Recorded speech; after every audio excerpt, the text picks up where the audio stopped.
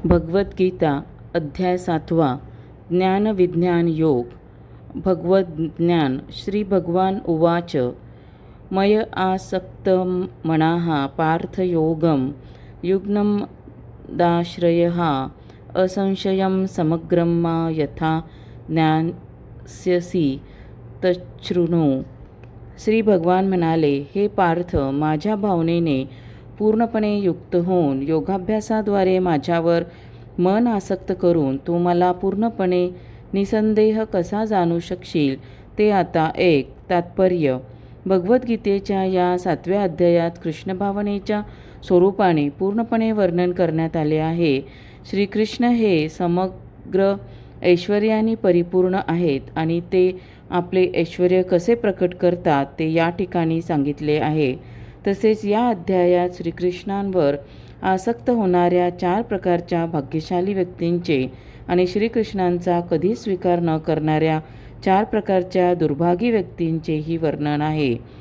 भगवद्गीतेच्या प्रथम 6 अध्यायात जीवनाचे वर्णन, विविध प्रकारच्या योगपद्धतीद्वारे स्वतःला आत्मसाक्षात्काराप्रत उन्नत करण्या इतपत समर्थ असणारा अप्राकृत चेतन आत्मा असे करण्यात आले आहे. 6व्या अध्यायाच्या शेवटी स्पष्टपणे सांगण्यात आले आहे की श्रीकृष्णावरील मनाची स्थिर एकाग्रता, किंवा दुसऱ्या शब्दांत सांगावयाचे तर कृष्ण भावना म्हणजे सर्व प्रकारच्या योगाची परिपूर्णता होय. मनुष्याने जर आपले मन श्रीकृष्णावर केंद्रित केले तरच तो परमसत्याला पूर्णपणे जाणू शकतो.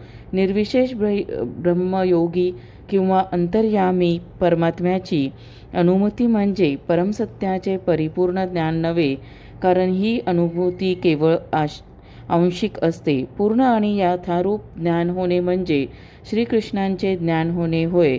आणि कृष्ण भावना भावित व्यक्तीला सर्व गोष्टींचा उलगडा होतो. पूर्णपणे कृष्ण भावना भावित मनुष्य जाणतो की श्रीकृष्ण म्हणजे संशयातीत अशा ज्ञानाची परमावधी आहे. विविध प्रकारचे योग म्हणजे कृष्ण भावनेच्या पक्षावरील पायऱ्या आहेत. जो प्रत्यक्षपणे कृष्ण भावनेचा स्वीकार करतो त्याला आपोआपच ब्रह्मज्योतीचे आणि परमात्म्याचे पूर्ण ज्ञान होते. कृष्ण भावनेच्या योगाभ्यासाद्वारे मनुष्याला परमसत्य, जीव, भौतिक प्रकृती आणि साधन सामग्रीसहित त्यांचे प्राकट्य या सर्व गोष्टींचे पूर्णपणे ज्ञान होते. म्हणून मनुष्याने 6व्या अध्यायाच्या शेवटच्या श्लोकामध्ये सांगितल्याप्रमाणे योगाभ्यास केला पाहिजे. शास्त्रामध्ये सांगितल्याप्रमाणे भगवान श्रीकृष्णांच्या ठायी मनाची एकाग्रता 9विधा भक्तीद्वारे शक्य होते. या 9विधा भक्तीमध्ये श्रवणम सर्वप्रथम आणि महत्त्वपूर्ण आहे. म्हणून भगवंत अर्जुनाला सांगतात की तच्छृणु म्हणजे माझ्याकडून ऐक. श्रीकृष्णांपेक्षा अधिक श्रेष्ठ प्रमाणित व्यक्ती कोणीच असू शकत नाही आणि म्हणून त्यांच्याकडून श्रवण केल्यामुळे मनुष्याला पूर्णपणे कृष्ण भावना भावित होण्याची सुसंधी प्राप्त होते. यास्तव मनुष्याने शैक्षणिक ज्ञानाने गर्विष्ठ आणि घमेंडखोर झालेल्या अभक्तांकडून श्रवण न करता प्रत्यक्ष श्रीकृष्णांकडून किंवा त्यांच्या विशुद्ध भक्तांकडून ज्ञान प्राप्त केले पाहिजे. श्रीमद भागवतातील प्रथम स्कंधातील 2ऱ्या अध्यायामध्ये परमसत्य भगवान श्रीकृष्णांना जाणण्याच्या या विधीचे वर्णन पुढील प्रमाणे करण्यात आले आहे.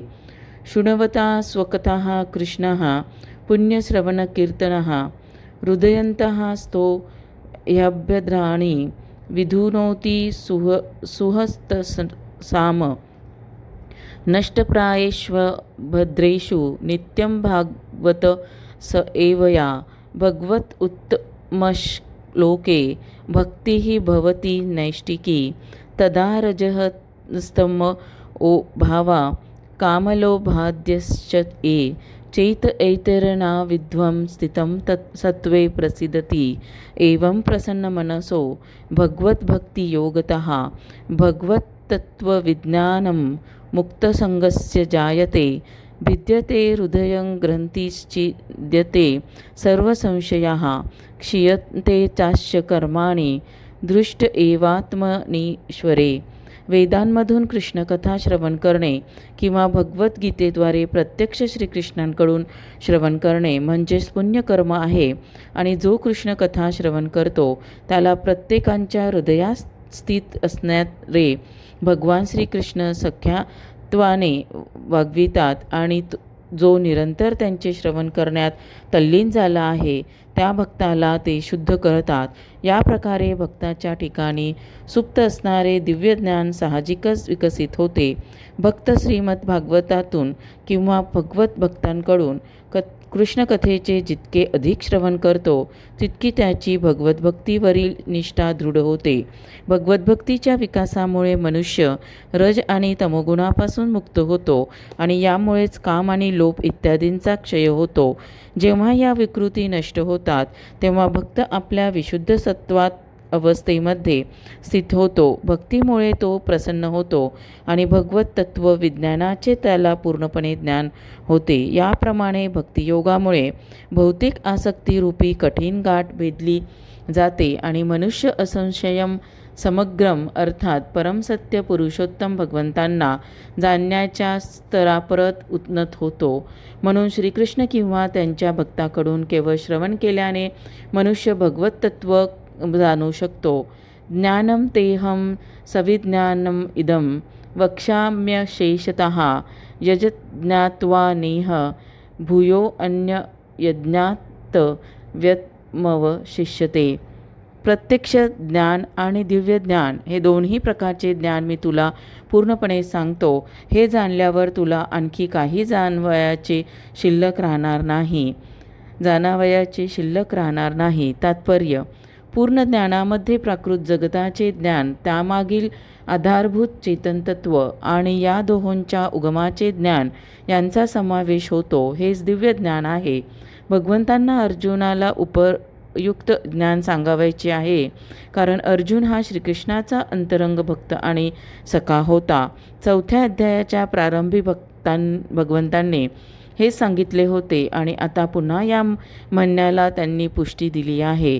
प्रत्यक्ष भगवंतापासून चालत आलेल्या गुरुशिष्य परंपरेद्वारे केवळ भगवत भक्ताला परिपूर्ण ज्ञानाची प्राप्ती होऊ शकते. म्हणून सर्व कारणांचे कारण आणि सर्व प्रकारच्या योगाभ्यासाच्या ज्ञानाचा एकमेव विषय असणारे भगवंत हे सर्व ज्ञानाचे उगमस्थान आहेत. हे जाणण्या इतपत मनुष्याने बुद्धिमान असले पाहिजे. जेव्हा सर्व कारणांचे कारण ज्ञात होते तेव्हा जाणण्यायोग्य सर्व गोष्टी ज्ञात होतात आणि काहीच अज्ञेय राहत नाही. वेद सांगतात, कस्मिन् भगवो विज्ञाते सर्वम इदम विज्ञातम भवति. मनुष्याणां सहस्रेषु कश्चिद्यति सिद्धये यततामपि सिद्धानां कश्चिन्मां वेत्ति तत्त्वतः. सहस्रावधी मनुष्यांपैकी एखादा सिद्धी प्राप्त करण्याचा प्रयत्न करतो आणि सिद्धी प्राप्त करणाऱ्या त्या मनुष्यांपैकी एखादाच मला तत्त्वतः जाणतो. तात्पर्य: मनुष्यांचे विविध स्तर आहेत आणि हजारो मनुष्यांपैकी एखाद्या मनुष्यालाच आत्मा म्हणजे काय, शरीर म्हणजे काय आणि परमसत्य म्हणजे काय हे जाणण्या इतपत दिव्य साक्षात्कारामध्ये स्वारस्य असू शकते.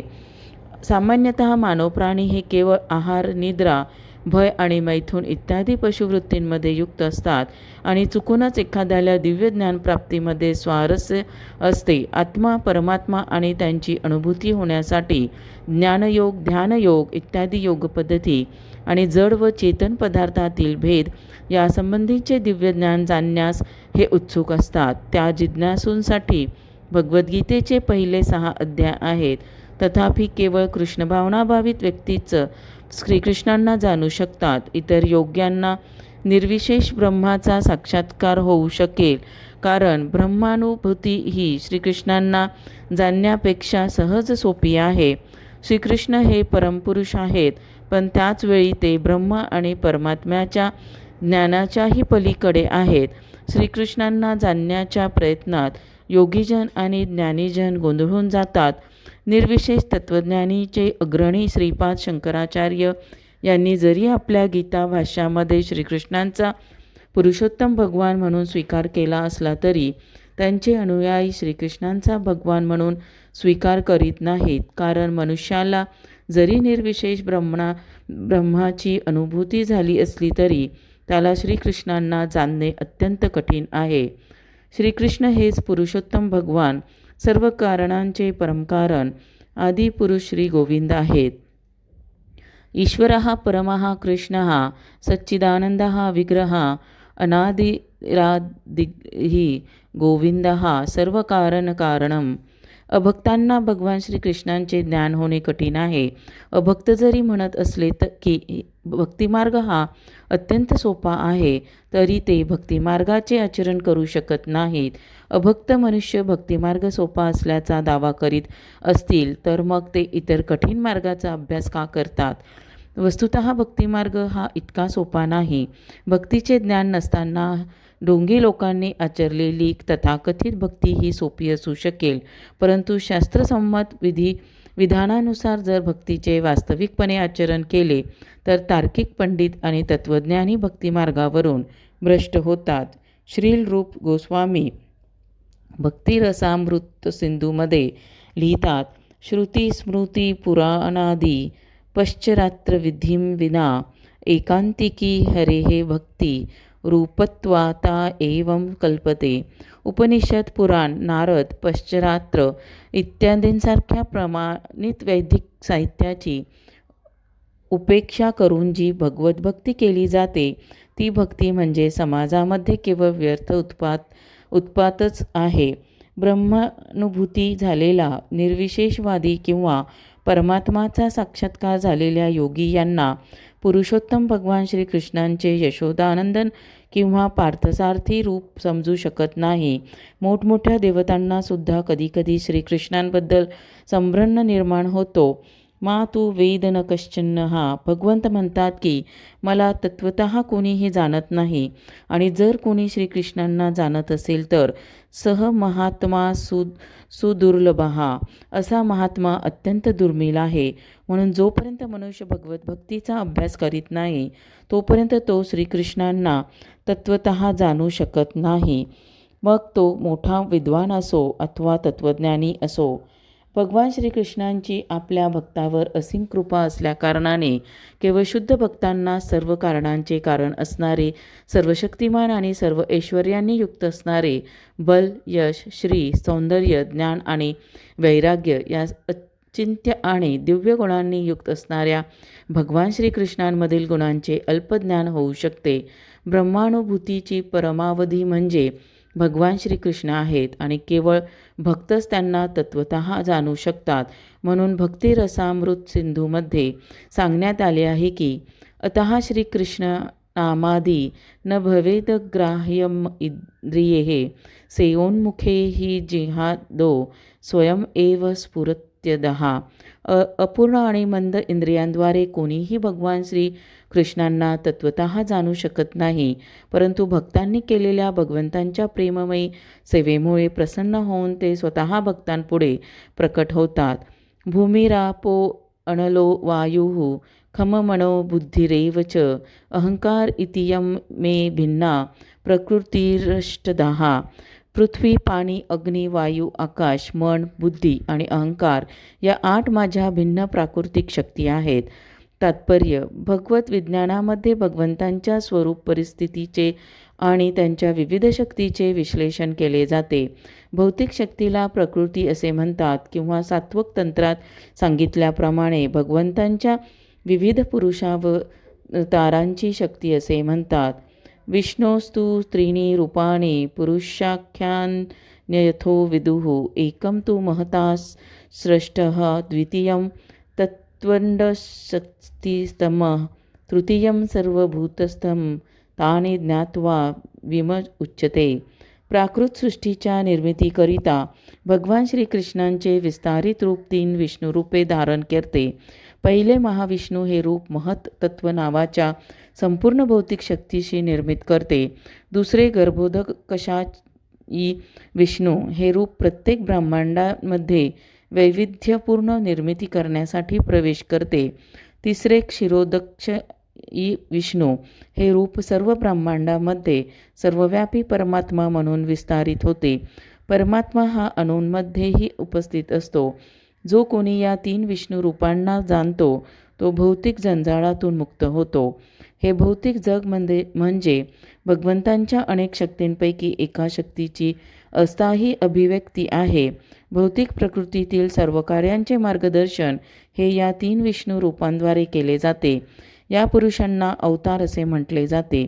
सामान्यपणे ज्या मनुष्याला भगवत तत्व ज्ञात नाही त्याला वाटते की हे प्राकृत जग जीवांच्या उपभोगासाठी आहे आणि जीव हेच पुरुष, निर्माते, नियंते आणि भौतिक शक्तीचे भोगते आहेत. भगवद्गीतेत सांगितल्याप्रमाणे नास्तिकांचा हा निष्कर्ष खोटा आहे. प्रस्तुत श्लोकामध्ये श्रीकृष्ण हेच प्राकृत सृष्टीचे अधिकारण असल्याचे सांगण्यात आले आहे. प्राकृत सृष्टीचे घटक म्हणजे भगवंतांच्या विभाजित शक्ती आहेत. निर्विशेषवाद्यांचे लक्ष ब्रह्मज्योती ही सुद्धा वैकुंठ लोकांतील अभिव्यक्त झालेली आध्यात्मिक शक्ती आहे. वैकुंठ लोकामध्ये ज्याप्रमाणे आध्यात्मिक वैविध्य आहे त्याप्रमाणे ब्रह्मज्योतीमध्ये नाही आणि निर्विशेषवादी या ब्रह्मज्योतीचा शाश्वत परम लक्ष्य म्हणून स्वीकार करतात. परमात्मा रूप ही क्षीरोदकशाशी विष्णूंचे अस्थायी सर्वव्यापी रूप आहे. भगवद्धामात परम आत्मरूपाची अभिव्यक्ती नित्य असत नाही. म्हणून वास्तविक परमसत्य म्हणजे भगवान श्रीकृष्ण आहेत. ते सर्व शक्तिमान पुरुष आहेत आणि विविध प्रकारच्या भिन्न आणि अंतरंगा शक्तींनी युक्त आहेत. वर सांगितल्याप्रमाणे भौतिक शक्तीमध्ये 8 प्रधान अभिव्यक्ती आहेत. यांपैकी प्रथम म्हणजे पृथ्वी, पाणी, अग्नी, वायू आणि आकाश होत. यांना स्थूल किंवा विराट सृष्टी म्हटले जाते आणि यांमध्ये शब्द, स्पर्श, रूप, रस आणि गंध या 5 इंद्रिय विषयांचा समावेश करण्यात आला आहे. भौतिक विज्ञानात या 10 तत्वांशिवाय इतर कशाचाही समावेश नसतो. परंतु मन, बुद्धी, अहंकार या इतर 3 तत्वांकडे भौतिकवाद्यांनी दुर्लक्ष केले आहे. मानसिक क्रियांचा अभ्यास करणाऱ्या तत्त्वज्ञानांना सुद्धा पूर्ण ज्ञान नसते, कारण त्यांना सर्व गोष्टींचे उद्गम भगवान श्रीकृष्णांचे ज्ञान नसते. मिथ्या अहंकार, मी आणि माझे हा सांसारिक जीवनाचा मूलाधार आहे आणि यामध्ये भौतिक क्रिया करणाऱ्या 10 इंद्रियांचा समावेश आहे. बुद्धी ही संपूर्ण भौतिक सृष्टी किंवा महत्त्वाचा निर्देश करते. म्हणून भगवंतांच्या 8 भिन्न शक्तींद्वारे भौतिक जगताची 24 तत्वे अभिव्यक्त होतात. ही 24 तत्वे म्हणजे नास्तिक सांख्य तत्त्वज्ञानाची विषयवस्तू आहे. मूलतः ही सारी तत्वे म्हणजे भगवान श्रीकृष्णांच्या शक्तीचा उपशाखा आहेत आणि त्यात त्यांच्यापासून भिन्न होतात. परंतु अल्पज्ञ सांख्य तत्त्वज्ञानांना श्रीकृष्ण हे सर्व कारणांचे कारण आहेत हे ज्ञात नसते. भगवद्गीतेत सांगितल्याप्रमाणे सांख्य तत्त्वज्ञानाच्या विवेचनाचा विषय म्हणजे भगवान श्रीकृष्णांच्या केवळ बहिरंग शक्तीची अभिव्यक्ती होय. अपरयेम इतस्तत्त्वज्ञाम प्रकृतीं विद्धि मे पराम जीवभूतां महाबाहो यये इदं धार्यते जगत. हे महाबाहू अर्जुना, या व्यतिरिक्त माझी आणखी एक श्रेष्ठ अशी पराप्रकृती आहे जिच्यामध्ये जीवांचा समावेश होतो. हे जीव कनिष्ठ भौतिक प्रकृतीच्या साधनांचा उपभोग घेतात. तात्पर्य: या श्लोकामध्ये स्पष्टपणे सांगण्यात आले आहे की जीव हे भगवंतांची पराप्रकृती आहेत. अपरा प्रकृती ही पृथ्वी, पाणी, अग्नी, वायू, आकाश, मन, बुद्धी, अहंकार या विविध तत्वांद्वारे प्रकट होते. भौतिक प्रकृतीचे स्थूल आणि सूक्ष्म हे दोन्ही प्रकार कनिष्ठ शक्तीपासून उत्पन्न होतात. विविध हेतूंसाठी या कनिष्ठ शक्तींचा उपयोग करणारे जीव म्हणजे भगवंतांची परा किंवा श्रेष्ठ प्रकृती आहे आणि या शक्तीमुळे संपूर्ण भौतिक जगत कार्य करते. जीव किंवा श्रेष्ठ शक्तींनी चालना दिल्या वाचून भौतिक विश्व कार्यरत होण्यास असमर्थ असते. शक्तींचे नियंत्रण हे सदैव शक्तिमानाद्वारे केले जाते आणि म्हणून जीवांना स्वतंत्र अस्तित्व नसते. ते सदैव भगवंतांच्या नियंत्रणाखाली असतात. अल्पबुद्धी लोकांना वाटते त्याप्रमाणे जीव हे कधीही भगवंताप्रमाणेच शक्तिमान नसतात. भगवंत आणि जीवामधील भेदाचे वर्णन श्रीमद भागवतात पुढील प्रमाणे करण्यात आले आहे. अपरिमिता धुवास्तनुभूते यदि सर्वगतास्तहिं न शास्यतेति नियमो ध्रुवनेतरतः अजनी च यम तदविमुच्य नियन्तृ भवेतः समम अनुजानतां यदं मतदुष्टतया. हे भगवंत, जर देहधारी जीवही तुमच्याप्रमाणे शाश्वत आणि सर्वव्यापी असते तर ते तुमच्या नियंत्रणाखाली राहिले नसते. परंतु जीव हे तुमच्या सूक्ष्म शक्ती आहेत असे जर मान्य केले तर ते तुमच्या श्रेष्ठ नियंत्रणाखाली असल्याचे तात्काळ सिद्ध होते. म्हणून यथार्थ मुक्ती म्हणजे जीवांनी तुमच्या अधिपत्याला शरण जाणे होय आणि या शरणागतीमुळे जीव सुखी होऊ शकतात. जीव केवळ आपल्या स्वरूपस्थितच नियंत्रण होऊ शकतात. म्हणून जीव आणि भगवंत सर्व बाबतीत समानच आहेत. या अद्वैतवादाचा पुरस्कार करणारे अल्पज्ञानी लोक हे चुकीच्या आणि दुष्ट मताने प्रभावित झालेले असतात. भगवान श्रीकृष्ण हेच केवळ नियंत्रक आहेत आणि सर्व जीव हे त्यांच्या नियंत्रणाखाली आहेत. जीव म्हणजे भगवंतांची पराशक्ती आहे, कारण गुणात्मकदृष्ट्या जीव हे भगवंतासारखेच आहेत, परंतु परिमाणात्मकदृष्ट्या ते भगवंताशी कधीच बरोबरी करू शकत नाहीत. स्थूल आणि सूक्ष्म अपराशक्तीचा उपभोग करीत असताना पराशक्तीला आपल्या वास्तविक आध्यात्मिक मन आणि बुद्धीचे विस्मरण होते. असे विस्मरण त्याला जड तत्वाच्या प्रभावामुळे होते. परंतु जेव्हा जीव भौतिक मायाशक्तीच्या प्रभावातून मुक्त होतो तेव्हा त्याला मुक्तिपदाची प्राप्ती होते. मायेच्या प्रभावामुळे मिथ्या अहंकाराला वाटते की मी जड पदार्थ आहे आणि सर्व भौतिक लाभ माझे आहेत. जेव्हा जीव सर्व बाबतीत परमेश्वराशी एकरूप होण्याच्या संकल्पनेसहित सर्व प्रकारच्या भौतिक संकल्पनातून मुक्त होतो तेव्हा त्याला आपल्या स्वरूपस्थितीचा साक्षात्कार होतो. म्हणून मनुष्य या निष्कर्ष प्राप्त येऊ शकतो की गीतेनुसार जीव हे श्रीकृष्णांच्या अनेक शक्तीपैकी एक शक्ती आहेत आणि जेव्हा ही शक्ती भौतिक दोषातून मुक्त होते तेव्हा ती पूर्णपणे कृष्ण भावना भावित किंवा मुक्त होते. एतद्योनिनी भूतानि सर्वाणीत्य उपराध्यर्य अहं कृतस्य जगतः प्रभवः प्रलयस्तथा. सर्व सृष्ट प्राणीमात्रांचा उगम या दोन शक्तींमध्ये होतो. या जगतामध्ये जे काही भौतिक आणि आध्यात्मिक आहे त्यांचा उत्पत्तीकर्ता आणि प्रलयकर्ताही मीच आहे हे निश्चितपणे जाण. तात्पर्य: अस्तित्वातील प्रत्येक वस्तू म्हणजे जड आणि चैतन्य तत्वाची निर्मिती आहे. चैतन्य हे सृष्टीचे मूळ आहे आणि पदार्थांची निर्मिती चैतन्यामुळे होते. भौतिक विकासाच्या विशिष्ट अवस्थेत चैतन्याची निर्मिती होत नसते. याउलट हे भौतिक जग केवळ चैतन्यशक्तीच्या आधाराने अभिव्यक्त झाले आहे. या भौतिक देहाचा विकास देहामधील चैतन्यशक्तीच्या उपस्थितीमुळे होतो. लहान मूल हे बालपणापासून कौमार्यावस्थेत आणि कौमार्यावस्थेतून तारुण्यावस्थेत जाते, कारण त्या ठिकाणी पराशक्ती अर्थात जीवात्मा उपस्थित असतो. त्याचप्रमाणे विराट विश्वाच्या संपूर्ण सृष्टीचा विकास परमात्मा श्री विष्णू यांच्या उपस्थितीमुळे होतो. म्हणून या विराट विश्वाच्या निर्मितीकरिता एकत्रित येणाऱ्या जड आणि चेतन शक्ती या मूलतः भगवंतांच्या दोन शक्ती आहेत आणि म्हणून भगवंत हे सर्व गोष्टींचे मूळ कारण आहेत. भगवंतांचा अंश असणारे जीव हे गगनचुंबी इमारत, मोठा कारखाना किंवा शहराच्या निर्मितीस कारणीभूत असू शकतील, परंतु ते विराट ब्रह्मांडांच्या निर्मितीस कारणीभूत असू शकत नाही. विराट ब्रह्मांडांच्या निर्मितीस विराट आत्मा म्हणजेच परमात्मा कारणीभूत असतो. भगवान श्रीकृष्ण हे सूक्ष्म जीव आणि परमात्म्याचे कारण आहेत, म्हणून ते सर्व कारणांचे कारण आहेत. याला कठोपनिषदात पुष्टी दिली आहे. नित्यो नित्यानां चैतन्यश्चैतन्यानां मतः परतरम् नान्यति किंचिदस्ति धनश्चय मयि सर्वम् इदं प्रोतं सूत्रे मणिगणा इव. हे धनंजया, माझ्याकडून श्रेष्ठ असे दुसरे कोणतेही तत्व नाही. दोऱ्यात ओवलेल्या मण्याप्रमाणे सर्व काही माझ्यामध्ये आश्रित आहे.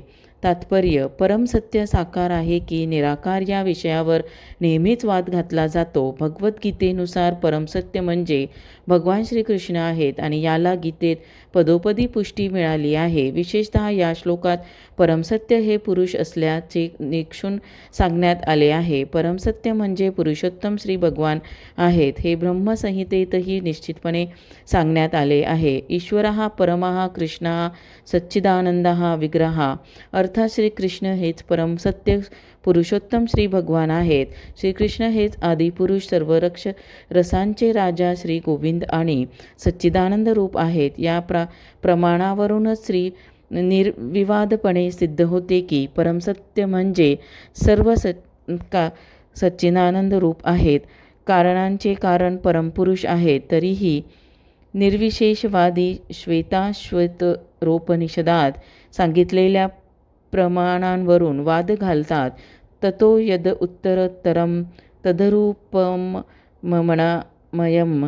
य एत द्विदुरमृत अस्ते भवन्त्यथ एतरे दुःखम एवा पियंती. भौतिक जगतातील आदिजीव ब्रह्मदेवाला देवदेवता, मनुष्य, प्राणी आणि पशु यांच्याप्रमाणे सर्वश्रेष्ठ मानले जाते.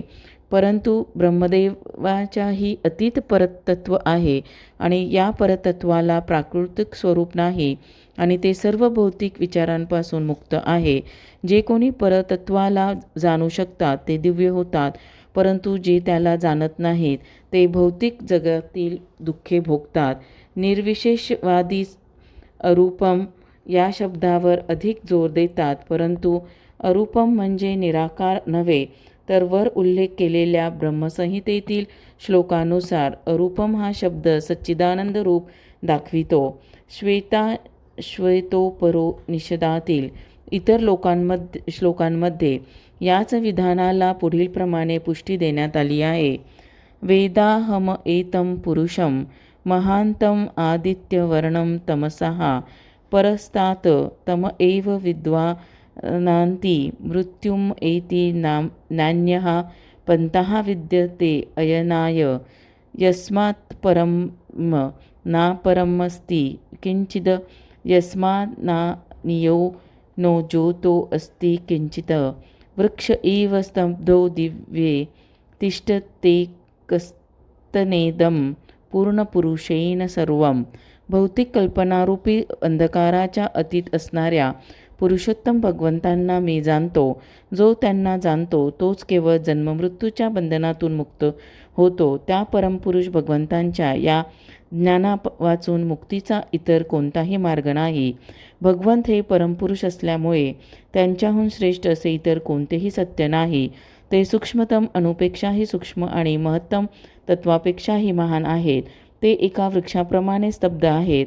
ते परमव्योमला प्रकाशित करतात आणि ज्यामुळे वृक्ष आपली मुळे पसरवीत त्याप्रमाणे ते आपल्या विविध शक्तींचा विस्तार करतात. या श्लोकांवरून निष्कर्ष निघतो की परमसत्य म्हणजेच पुरुषोत्तम भगवान आहेत आणि आपल्या विविध परा आणि अपरा शक्तींद्वारे ते सर्व व्यापक आहेत.